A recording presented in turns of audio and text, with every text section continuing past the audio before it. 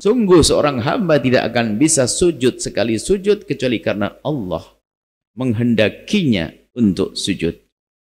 Anda pun tidak akan mampu berderma 1.000 rupiah pun, biarpun Anda punya miliaran, kecuali karena Allah memilih Anda. Begitu sebaliknya, kalau sudah dipilih oleh Allah tidak akan salah.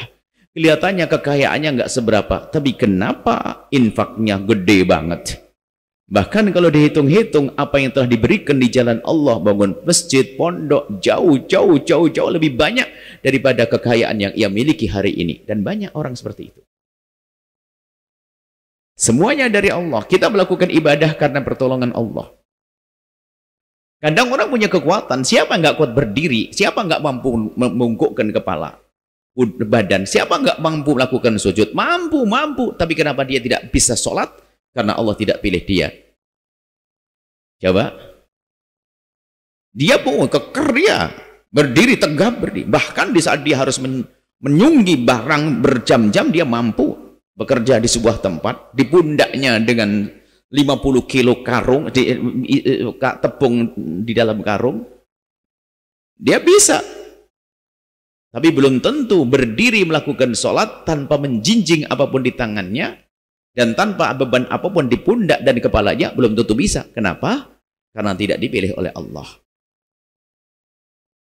Lihat saja, ada ibu-ibu yang sepuh, jalannya pun tertatih-tatih, pakai tongkat, ada yang kursi roda tuh. Dia bisa jalan ke sini. Kenapa? Dipilih oleh Allah. Itu ada orang seger buger kaya raya, tukang pijitnya 6, sopirnya 6, mobilnya 16. Dari pagi pengangguran, belum tentu bisa datang ke tempat semacam ini. Kenapa? Karena tidak dipilih oleh Allah.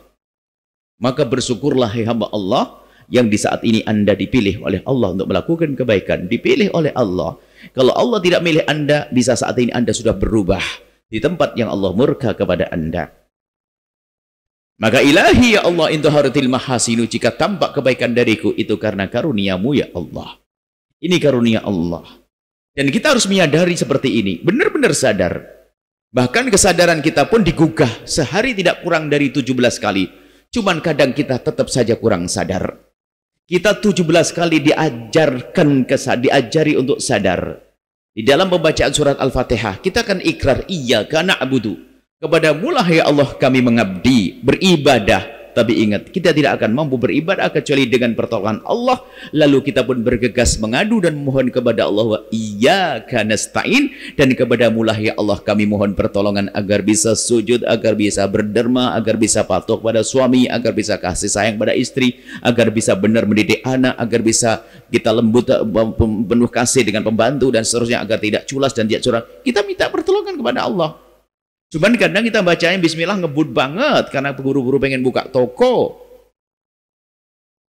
Yang punya toko ngitung duit, yang punya duit bayar utang juga kadang-kadang. Nah, kita lebih sibuk. Padahal waktu kita mengatakan iyyaka na'budu wa iyyaka nasta'in, hingga sampai akhirnya di dalam sholat pun, setelah sholat Nabi mengajarkan kita untuk minta pertolongan kepada Allah. Dalam satu hadis cinta ini Nabi mengucapkan kepada Sayyidina Mu'ad, Mu'ad ya Mu'ad inni uhibbuk. Nabi yang ngomong, Nabi yang berbicara, wahai Mu'ad aku mencintaimu. Waktu setiap kali baca hadis ini kami itu bayangin kalau seandainya yang disebut itu aku, rasanya gimana.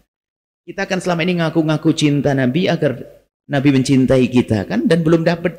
Semoga kita mendapatkan cinta Nabi yang sesungguhnya. Amin. Tapi Sayyidina Mu'ad, Nabi sendiri yang mengucapkan, ya Mu'ad inni uhibbuk. Wahai Mu'ad, sungguh aku mencintaimu. Ya Allah. Gimana rasanya hatinya Sayyidina Mu'ad saat itu? Ha? Kami membayangkan apa yang ada, apa yang terjadi di dalam organ tubuh, kemudian sampai hatinya Sayyidina Mu'ad di saat mendengar baginda Nabi mengucapkan, ya Mu'ad inni uhibbuk. Diulang kedua kali, ya Mu'ad inni uhibbuk. Diulang ketiga kali, ya Mu'ad inni uhibbuk. Wahai Mu'ad, aku mencintaimu. Ada apa? Ada sesuatu yang agung. Karena di saat ingin menghadiahkan dengan bahasa rayu, bahasa penuh kasih, tentu yang akan diberikan sesuatu yang sangat berharga. Ternyata ya Mu'ad, kul, katakanlah wahai Mu'ad, dubura kulli sholatin, setiap habis sholat. Oh, ternyata Sayyidina Mu'ad mau diberi hadiah dahsyat. Kul, katakanlah setiap habis sholat, Allahumma ya Allah, a'inni, berikan pertolongan kepadaku ya Allah ala dzikrik, untuk senantiasa ingat kepadamu. Sehingga kalau doanya serius dan benar, lalu Allah kabul. Jadi orang kaya ingat Allah, jadi pejabat ingat Allah. Dan ingat Allah maknanya adalah ingat hal-hal yang harus kita lakukan, kewajiban. Bukan lupa. Ingat Allah, menjadi orang kaya semakin dekat kepada Allah, semakin tinggi jabatannya, semakin dekat kepada Allah. Sekian banyak nikmat. Dulu belum nikah sering ngaji, paling depan lagi. Tak tahu setelah menikah mundur sebentar-bentar, besoknya hilang. Ini fitnah pernikahan baginya. Maka hati-hati para jomblo. Kalau sudah menikah harus semakin semangat belajar ini. Jangan sampai gara-gara mendapatkan karunia tambah berubah, tambah menjadi tidak mau lagi ngaji. Ini ala dzikrik, berikan pertolongan kepadaku untuk menyebut namamu ya Allah, untuk ingat engkau ya Allah. Wa syukrik, dan mensyukuri nikmat. Ternyata syukur itu perlu pertolongan dari Allah. Karena kalau tidak Allah beri pertolongan, kita tidak akan bisa bersyukur. Dimulai dari kita tidak sadar kalau itu nikmat. Kalau orang tidak mensadari karunia, maka kapan dia bisa bersyukur? Maka kalau Allah mengingatkan kita akan karunia, itu muqaddimah, kita akan dihantarkan kepada syukur. Terlalu banyak karunia Allah, kadang kita tidak mensyukuri. Nah, karena kita sering tidak syukur, maka kita suka ngiri. Loh, padahal kita punya, kita tamak, kita ngiri, tidak mensyukuri nikmat. Oh, mahal sekali kalau kita hitung-hitung. Berapa sih harganya kornea mata ini? Bisa ngelihat tuh mata berapa? Operasi berapa? Lidah nih rasanya bikin ngerasain pedes, manis. Kulit ini loh yang bisa merasakan sejuknya AC, hangatnya matahari. Satu kulit yang merasakan. Belum nasi kantuk yang Allah berikan, ternyata muqaddimah, enak tidur. Lapar itu bukan seksa, Anda harus paham. Jangan marah dengan lapar. Kalau Anda tidak lapar, nggak akan bisa menikmati sate sama bakso dan soto. Ternyata lapar adalah juga karunia kalau orang paham. Maka cerdaslah Anda memahami nikmat Allah.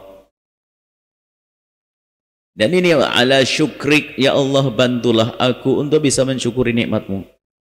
Dan terakhir, wa ala husni ibadatik, dan agar kami bisa ibadah benar, ibadah minta pertolongan dari Allah. Maka disampaikan di sini, wa bi fadlika fa bi fadlika, atas karuniamu aku bisa melakukan ibadah, melakukan kebaikan bagian Allah. Walakal minnatu alayya, dan sungguh hanya darimulah karunia ke atas kami. Maksud kami utang budi betul, maksudnya kami harus bersyukur atas karunia-karuniamu ya Allah. Memahami makna syukur penting sekali. Maka rentetannya syukur itu adalah merenung. Syukur yang sesungguhnya didasari dengan menyadari nikmat dengan sesungguhnya. Yang tidak sadar nikmat nggak akan bisa bersyukur. Untuk bisa mensadari nikmat, sering merenung. Maka muqaddimah syukur merenungi nikmat. Anda punya sepeda engkol, jangan hanya mikir tamak ngelihat orang pakai motor dan mobil. Lihat itu orang yang pakai jalan kaki. Bahkan yang jalan kaki pun bisa berpikir di sana ada orang yang tidak bisa jalan. Yang tidak bisa jalan harus berpikir bahwasanya biarpun saya tidak bisa jalan, ternyata saya punya anak bisa jalan kok. Aku masih bisa makan enak kok. Masih ada kalau kita mau memahami karunia Allah. Untuk bisa dijadikan bahan bersyukur kepada Allah Subhanahu wa taala.